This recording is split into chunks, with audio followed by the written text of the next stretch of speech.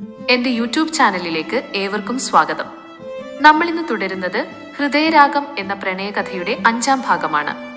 പുറത്തുനിന്ന് ഡോറിന് തട്ടിക്കൊണ്ട് ഞാൻ ചോദിച്ചു, സോഫിയ ഓക്കെ അല്ലേ? കേറി വാ. ഞാൻ ഡോർ തുറന്ന് അകത്ത് കയറി. അവൾ ഐസ് ബാഗ് മാറ്റിവെച്ചിട്ടുണ്ട്. വേദന കുറവുണ്ടെന്ന് മുഖം കണ്ടപ്പോൾ എനിക്ക് തോന്നി. കുറവുണ്ടോ ഇപ്പോ? അരികിലിരുന്ന് തോളിൽ കൈവച്ച് ഞാൻ ചോദിച്ചു. കുഴപ്പമില്ലടോ. താൻ ടെൻഷനാകുന്ന എന്നാത്തിനാ? ഞാൻ ഒറ്റയ്ക്കല്ലേ വീണത്. തന്റെ ടെൻഷൻ കണ്ടാൽ തോന്നും താൻ എന്നെ മനഃപൂർവ്വം വീഴ്ത്തിയതാണെന്ന് അവളൊരു ചെറു ചിരിയോടെ പറഞ്ഞു. ഷേ, നീ കണ്ടില്ലായിരുന്നു അല്ലേ? ഞാൻ വെറുതെ ടെൻഷൻ അടിച്ചു. ബെഡിൽ നിന്ന് എഴുന്നേറ്റ് മാറി ചിരിച്ചുകൊണ്ട് ഞാനും പറഞ്ഞു, റാസ്കൽ, ഇവിടെ വാടോ. അവൾ എഴുന്നേൽക്കാൻ ബുദ്ധിമുട്ടി എന്നെ പിടിക്കാനാഞ്ഞു. അയ്യോ, പണിയാക്കല്ലേ. ഞാൻ തമാശിച്ചതാണ്. ഞാൻ അവളെ തടഞ്ഞുകൊണ്ട് അരികിലേക്കിരുന്നു.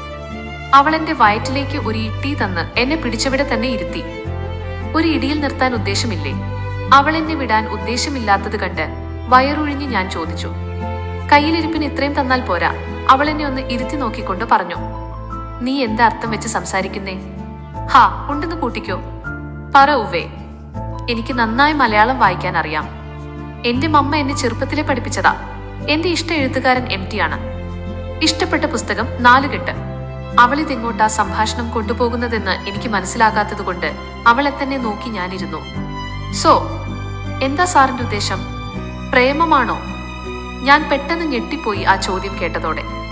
ഒട്ടും പ്രതീക്ഷിച്ചതല്ല ഇത്. ഞാൻ ഡയറി വായിച്ചായിരുന്നു. അവൾ തുടർന്നു. സന്തോഷം. ഇത് ഞാൻ പ്രതീക്ഷിക്കേണ്ടതായിരുന്നു. ഇനി പറഞ്ഞിട്ടൊന്നുമില്ല.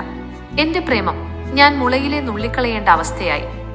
എന്റെ നാക്ക് ഇറങ്ങിപ്പോയതാണോ അതോ വായിലെ വെള്ളം മുഴുവൻ വറ്റിയതാണോ എന്നറിയില്ല. ഒരക്ഷരം വായിൽ നിന്ന് പുറത്തു വന്നില്ല. എന്റെ നോട്ടം അവളുടെ മുഖത്ത് നിന്ന് താഴേക്ക് മാറ്റി ഒരു കുറ്റവാളിയെ പോലെ ഞാനിരുന്നു. I am sorry. അതിൽ കൂടുതലൊന്നും എനിക്ക് പറയാനില്ലായിരുന്നു. അവളൊരു മൂളലിൽ മറുപടി ഒതുക്കി. ഞാൻ പതുക്കെ എഴുന്നേറ്റു. റൂമിന് പുറത്തേക്ക് നടന്ന് ഹാളിലെ സോഫയിൽ ചാരിയിരുന്നു. ആ ഇരിപ്പിൽ ചെറുതായൊന്ന് മയങ്ങിപ്പോയി. എഴുന്നേൽക്ക്, എനിക്ക് പോണം. എത്ര നേരായി വിളിക്കുന്നു. സ്വപ്നത്തിലെന്ന പോലെ ഒരു ശബ്ദം കേട്ട് ഞാൻ ഞെട്ടി ഉണർന്നുപോയി. സോഫിയ വസ്ത്രമെല്ലാം മാറിപ്പോവാൻ തയ്യാറായിരിക്കുന്നു. സോറി, അറിയാതെ ഉറങ്ങിപ്പോയി. ഞാൻ മുഖം കഴുകാൻ വാഷ് ബേസിനടുത്തേക്ക് നടക്കുന്നതിനിടെ പറഞ്ഞു, വല്ലാണ്ട് ലേറ്റായി, എന്നെ കൊണ്ടുവിട്. ഞാൻ ചേഞ്ച് ചെയ്തിപ്പോ വരാം. ഞാൻ വസ്ത്രം മാറാനായി ബെഡ്റൂമിലേക്ക് നടന്നു. എന്റെ മനസ്സാകെ മരവിച്ചു പോയ പോലെയായി. മനസ്സിലുള്ള പ്രണയം തുറന്ന് പറയാൻ കഴിയുന്നതിന് മുമ്പേ എല്ലാം അവസാനിച്ചു. ഞാൻ വേഗത്തിൽ തന്നെ വസ്ത്രം മാറി പുറത്തേക്ക് വന്നു. സോഫിയയോടൊന്നും സംസാരിക്കാതെ ഫ്ളാറ്റിന്റെ കീ എടുത്ത് പുറത്തേക്കിറങ്ങാൻ തയ്യാറായി. സോഫിയ പതുക്കെ എന്റെ പുറകിൽ നടന്നു വന്നു. വേദന എങ്ങനുണ്ട് എന്ന് ചോദിക്കണമെന്നുണ്ടെങ്കിലും അവൾക്ക് എന്ത് തോന്നുമെന്നോർത്ത് ഒരക്ഷരം മിണ്ടിയില്ല. ലിഫ്റ്റിൽ കയറി താഴെ എത്തി. കാറിൽ കയറുന്നവരെയും ഞങ്ങളൊന്നും സംസാരിച്ചില്ല. സീറ്റ് ബെൽറ്റ് ഇട്. സീറ്റ് ബെൽറ്റ് വാണിംഗ് മുഴങ്ങിയപ്പോൾ ഞാൻ സോഫിയയോട് പറഞ്ഞു. അവളൊന്നും മിണ്ടാതെ അനുസരിച്ചു. വണ്ടി മുന്നോട്ടെടുത്തു. വീണ്ടും നിശബ്ദത. വണ്ടി വില്ലക്ക് മുന്നിൽ നിർത്തി. അവൾ സീറ്റ് ബെൽറ്റ് അഴിച്ചിറങ്ങാതെ എന്റെ മുഖത്തേക്ക് നോക്കി പറഞ്ഞു, ബൈ, നാളെ കാണാം. ഞാൻ ഒന്നും മിണ്ടാതെ കൈ ഉയർത്തി കാണിച്ചു. അവൾ ഇറങ്ങി നടന്നു. ഗേറ്റ് തുറക്കുന്നതുവരെ കാത്തുനിന്നു. ഇടയ്ക്ക് എന്റെ നേരെ തിരിഞ്ഞു നോക്കുന്നുണ്ടായിരുന്നു, എന്തോ പറയാനുള്ളതുപോലെ. ഞാൻ അധിക നേരം അവിടെ നിന്നില്ല. പതിയെ കാർ മുന്നോട്ടെടുത്തു. തിരികെ വീട്ടിലേക്ക്. വീട്ടിനകത്ത് കയറി നേരെ ഹാളിലെ സെറ്റിയിലേക്ക് വെട്ടിയിട്ട വാഴ കണക്കെ ഞാൻ വീണു. കുറച്ചുനാൾ കൂടെ ഇങ്ങനെ തന്നെ മുന്നോട്ടു പോയി പറയാനിരുന്നത് നേരത്തെ അവളറിഞ്ഞു എന്നല്ലേ ഉള്ളൂ. അതിനിപ്പെന്താ? എന്നായാലും അറിയണം. അവൾക്ക് എന്നോടും ചെറിയൊരു ഇഷ്ടമുള്ളത് കൊണ്ട് തന്നെയല്ലേ എന്നോട് ദേഷ്യപ്പെടാതെ ഇരുന്നത്. എന്റെ ചിന്തകൾ കാടുകയറാൻ തുടങ്ങി. ഞാൻ ഫോൺ എടുത്ത് സോഫിയയ്ക്ക് ഒരു മെസ്സേജ് അയച്ചാലോ എന്നാലോചിച്ചു. പിന്നെ ആ ശ്രമം ഉപേക്ഷിച്ചു. അടുത്ത ഒരാഴ്ചക്കാലം ഞാൻ സൈറ്റുകളിലായിരുന്നു. കടുത്ത ചൂടിൽ സൈറ്റ് വിസിറ്റ് നടത്തുക എന്ന് പറയുന്നത് വലിയൊരു ജോലിയാണ്. ഇതിനിടെ ഓഫീസിൽ ജോലി കാര്യമായി ഇല്ലാത്തത് കൊണ്ട് പോയില്ല. സോഫിയ ഇടക്ക് മെസ്സേജ് അയക്കും. ഞങ്ങൾ കാഷ്വലായി മാത്രം സംസാരിച്ചു. അതിനിടയിൽ ഒരിക്കൽ പോലും അവളെ ഫോൺ ചെയ്യാൻ ഞാൻ തുനിഞ്ഞില്ല. ഒരു ദിവസം ഫേസ്ബുക്ക് നോക്കുന്നതിനിടയിൽ സോഫിയയുടെ ബർത്ത്ഡേ വരുന്ന വെള്ളിയാഴ്ചയാണെന്ന് ഞാൻ കണ്ടു. സർപ്രൈസ് ചെയ്യാനുള്ള പല വഴികളും ഞാൻ ആലോചിച്ചു വെച്ചെങ്കിലും അതിനൊപ്പം തന്നെ ഞാൻ എന്തെങ്കിലും ചെയ്താൽ അത് ഇഷ്ടപ്പെടുമോ എന്നൊരു ആശങ്കയും എന്നിൽ നിറഞ്ഞു നിന്നു. പക്ഷെ കൊടുക്കാനായി ഒരു റിംഗ് വാങ്ങി വെക്കാൻ തീരുമാനിച്ചു. ഒരു പ്ലാറ്റിനം റിംഗ് വിത്ത് ബർത്ത് സ്റ്റോൺ. വ്യാഴാഴ്ച സൈറ്റിൽ നിന്ന് നേരെ വീട്ടിലേക്ക് പോന്നു. കുളിയെല്ലാം കഴിഞ്ഞ് പുറത്തുപോയി ഫുഡും കഴിച്ചു വന്നു കിടന്നു. ഉറങ്ങിപ്പോവാതിരിക്കാൻ വേണ്ടി യൂട്യൂബിൽ പഴയ മലയാള സിനിമ കോമഡി സീൻസ് കണ്ടുകൊണ്ട്. 12 മണിയായപ്പോൾ ഞാൻ വാട്സാപ്പ് എടുത്ത് സോഫിയയ്ക്ക് മെസ്സേജ് അയച്ചു. ഈ സമയത്ത് വിളിക്കാൻ എനിക്ക് തോന്നിയില്ല. Happy birthday, stay blessed always. ഉടനെ തന്നെ റിപ്ലൈ വന്നു, താങ്ക് യു. അപ്പോൾ തന്നെ വിളിച്ച് സംസാരിക്കണം എന്ന എന്റെ ആഗ്രഹത്തെ ഞാൻ പിടിച്ചുകെട്ടി വിളിച്ചില്ല. 2 മിനിറ്റിന് ശേഷം ഒരു മെസ്സേജ് കൂടെ വന്നു. ഒന്ന് വിളിച്ച് വിഷ് ചെയ്തുകൂടെ? ഞാൻ അസമയത്ത് പെൺകുട്ടികളെ ഫോൺ ചെയ്യാറില്ല, സോറി. ഓഹ്. ഞാൻ തുടർന്നു ഒന്നും അയച്ചില്ല. നെറ്റ് ഓഫ് ചെയ്ത് അവളെക്കുറിച്ചോർത്തു എപ്പോഴോ ഉറങ്ങിപ്പോയി. രാവിലെ 6-ന് അലാറം അടിച്ചപ്പോൾ എഴുന്നേറ്റ് ഫോൺ എടുത്ത് അലാറം ഓഫാക്കി. നെറ്റ് ഓൺ ചെയ്ത് വാട്സാപ്പ് തുറന്നു നോക്കി. സോഫിയയുടെ 5 മെസ്സേജ് വന്നിരിക്കുന്നു. ഞാൻ തുറന്നു നോക്കി. എടോ, അർദ്ധരാത്രി 12 മണി കഴിഞ്ഞ് 13 മിനിറ്റ്. എന്നെ വിളിക്കുന്നുണ്ടോ? അർദ്ധരാത്രി 12 മണി കഴിഞ്ഞ് 14 മിനിറ്റ്. ദർ, അർദ്ധരാത്രി 12 മണി കഴിഞ്ഞ് 15 മിനിറ്റ്. ഒരു ഫോൺ കൂടെ ചെയ്യാൻ വയ്യ. ഞാൻ എപ്പോ മുതലാ വെറുമൊരു പെൺകുട്ടിയായത്? എന്തിനാ എന്നെങ്ങനെ അവോയ്ഡ് ചെയ്യണേ? ഞാൻ എന്താ ചെയ്തേ? അർദ്ധരാത്രി 12 മണി കഴിഞ്ഞ് 30 മിനിറ്റ്. എന്റെ ബർത്ത്ഡേ ആണെന്നെന്ന് അറിഞ്ഞിട്ടും എന്തിനാ ഇങ്ങനെ ജാടാ? എത്ര വിഷമായെന്നറിയോ?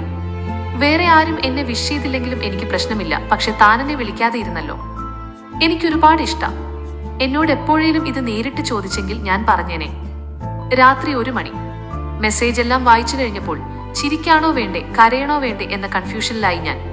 പറഞ്ഞറിയിക്കാൻ പറ്റാത്ത അത്ര സന്തോഷം. പെട്ടെന്ന് തന്നെ ഞാൻ അവളുടെ നമ്പർ ഡയൽ ചെയ്തു. റിങ് പോകുന്നുണ്ട്, എടുക്കുന്നില്ല. ഞാൻ വീണ്ടും ട്രൈ ചെയ്തു. എടുത്തു. Hello hello, happy birthday. Oh, വരവ് വെച്ചിരിക്കുന്നു. ഐ ആം സോറി ഡാ. എന്നോട് ക്ഷമി. I will make it up to you for this sure. Whatever. ഓഫീസിൽ കാണാം. വീണ്ടും പറഞ്ഞു. മൂഡ് കളയേണ്ടെന്ന് വെച്ച് ഞാൻ ഫോൺ കട്ട് ചെയ്തു. കുളിക്കാനും റെഡിയാവാനും എന്നുമില്ലാത്ത ആവേശമായിരുന്നു. അലമാരയിൽ നിന്ന് അവൾക്കായി വാങ്ങിച്ച റിങ് ഞാൻ എടുത്ത് പോക്കറ്റിലേക്ക് വെച്ചു. നേരത്തെ തന്നെ എത്തിയ ഞാൻ അവളെയും കാത്തിരിക്കാൻ തുടങ്ങി. 8 മണിയോടെ സോഫിയ ക്യാബിനിലെത്തി. അവൾ ഇടയ്ക്കിടെ ഇടം കണ്ണിട്ട് എന്റെ ക്യാബിനിലേക്ക് നോക്കുന്നുണ്ടായിരുന്നു. ഞാൻ എഴുന്നേറ്റ് സോഫിയയുടെ അടുത്തേക്ക് നടന്നു. Good morning birthday girl. അവളുടെ കവിൾ നാണം കാരണം സാധാരണയിൽ കൂടുതൽ ചുവന്നതായി കണ്ടു. Good morning. A small gift for you. ഞാൻ പോക്കറ്റിൽ നിന്ന് റിങ് എടുത്ത് അവൾക്ക് നേരെ നീട്ടി. വിടർന്ന കണ്ണുകളോടെ അവളത് വാങ്ങിച്ചു. ഒന്നും സംസാരിക്കാതെ എഴുന്നേറ്റ് ബ്രേക്ക് ഏരിയയിലേക്ക് നടന്നു. തിരിഞ്ഞു നോക്കി. എന്നെയും വിളിക്കുന്ന പോലെ എനിക്ക് തോന്നി. വെൻഡിംഗ് മെഷീനിന്റെ മറവിൽ നിൽപ്പുണ്ടായിരുന്ന അവളുടെ അടുത്തേക്ക് ഞാൻ നടന്നു ചെന്നു. താങ്ക് യു എന്ന് പറഞ്ഞ് അവൾ എന്നെ ആലിംഗനം ചെയ്തു. അതൊരു സാധാരണ ആലിംഗനമായി എനിക്ക് തോന്നിയുള്ളൂ. പക്ഷേ എന്നെ ഞെട്ടിച്ചത് അടുത്തതായി ചെയ്ത കാര്യമായിരുന്നു.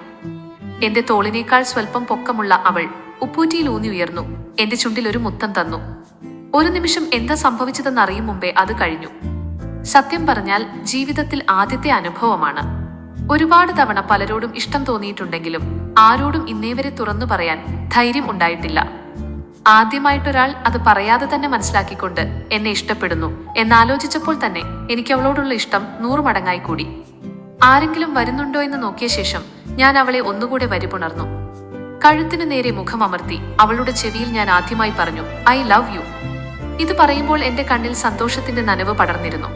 എന്റെ കൈകളിൽ നിന്ന് സ്വതന്ത്രയാക്കി അവളുടെ മുഖമുയർത്തി കണ്ണുകളിലേക്ക് ഞാൻ നോക്കി. സന്തോഷത്തിന്റെ തന്നെ ആയിരിക്കണം അവളുടെ കണ്ണും നിറഞ്ഞിരുന്നു. എന്റെ പോക്കറ്റിലെ കർച്ചീഫ് എടുത്ത് അവൾക്ക് നീട്ടി.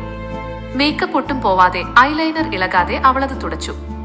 എന്നിട്ട് കയ്യിലുള്ള റിങ് എന്റെ കൈവെള്ളയിൽ വെച്ചു തന്നു. ഇട്ടുകൊടുക്കാൻ പറഞ്ഞുകൊണ്ട് അവളുടെ ഇടത് കൈ എനിക്ക് നേരെ നീട്ടി. മോതിരം ഞാൻ അവളെ ധരിപ്പിച്ചു. ഈ കഥയുടെ ബാക്കി ഭാഗങ്ങൾ കേൾക്കാൻ ദയവായി ഈ ചാനൽ സബ്സ്ക്രൈബ് ചെയ്യുക. വീഡിയോ ഇഷ്ടപ്പെട്ടെങ്കിൽ ലൈക്ക് ചെയ്യാനും കൂട്ടുകാർക്ക് ഷെയർ ചെയ്യാനും മറക്കരുത്. എല്ലാവർക്കും നന്ദി.